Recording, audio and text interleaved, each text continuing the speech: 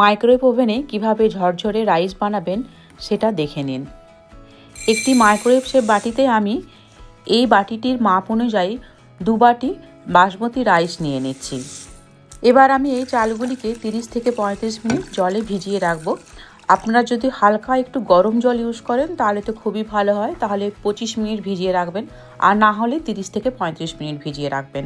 35 minute ভিজিয়ে রাখার পর চালটা দেখুন এত সুন্দর ভিজেছে। তো এবার আমি জলটা ঝরিয়ে নিচ্ছি। এই বাটিটির মাপেই আমি 2 বাটি চাল নিয়েছিলাম, তো এখন আমি এই বাটির মাপেই জল দেব।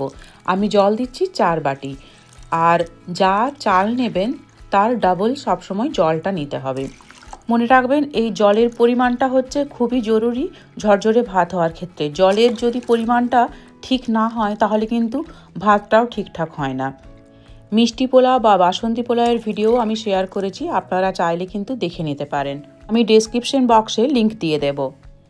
এবার আমি বাটিটিকে মাইক্রোওয়েভ ওভেনে দিয়ে দিচ্ছি।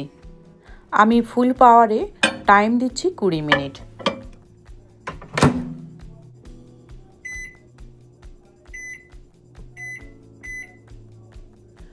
কুড়ি মিনিট আমি টাইম দিলাম, যেহেতু চালটা 30 মিনিট ভেজানো ছিল।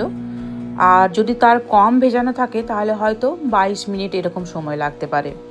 বন্ধুরা, যারা আমার চ্যানেলটি নতুন দেখছেন প্লিজ চ্যানেলটিকে সাবস্ক্রাইব করবেন, ভালো লাগলে ভিডিওটি লাইক করবেন, শেয়ার করবেন।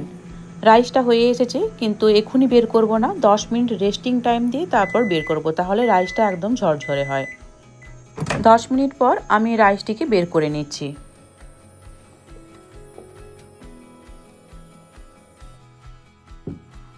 আমি যেভাবে রাইসটি বানালাম আপনারা যদি সঠিক পদ্ধতিতে সেইভাবেই রাইসটি বানান তাহলে কিন্তু ভাত এইরকমই সুন্দর ঝরঝরে হতে বাধ্য।